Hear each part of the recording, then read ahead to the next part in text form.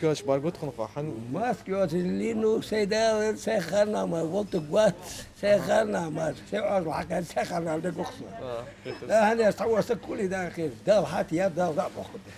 Вот такой однозначный ответ можно порой услышать от покупателей на вполне логичный вопрос, учитывая сегодняшнюю эпидобстановку в регионе. Несомненно, мусульмане верят, что все в этом мире предопределено, но в то же время лучший из людей, пророк Мухаммад, мир ему и благословение Аллаха, сказал, что есть две милости, к которым многие люди относятся небрежно – здоровье и свободное время, поэтому беречь себя и окружающих нужно в любом случае. Впрочем, не все нарушают правила карантина намеренно. Ага. А так вы соблюдаете правила, Конечно, так понимаю, обязательно.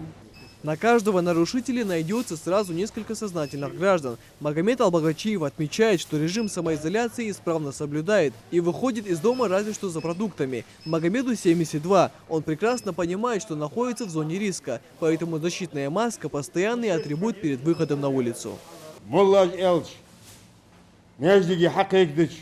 Телевизор делден зияхлахты шладвей сидич. Вен гал дцевик. Бахшнаха вакт чарявы. Кейшнаха качан. Зулум дцевик, камн зулум дцевик.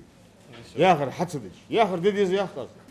Не только маски, но и перчатки, антисептик, регулярная обработка помещения – все это стало обязательным условием в работе персонала и этого магазина. Владельцы заранее позаботились о мерах предосторожности. Мы в первую очередь каждое утро и часто делаем дезинфекцию в магазине. И также надеваем маски, перчатки, как и положено в этих магазинах и всех остальных объектах. Мы стараемся соблюдать дистанцию 1,2 метра.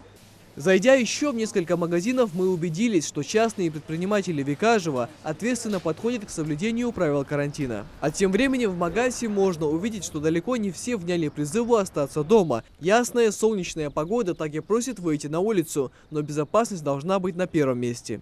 Я извиняюсь, а почему вы гуляете? Вы же в курсе, что карантин? А? Скажи, а ты с какой целью вышел сегодня на улицу? Ты с какой целью на улице вышел? Аптеки. Сегодня необходимо вдвойне усилить борьбу с коронавирусом, а лучшее оружие против невидимого врага – это отсидеться дома. Микаил Тангиев, Рамзан Зурабов, Новости 24.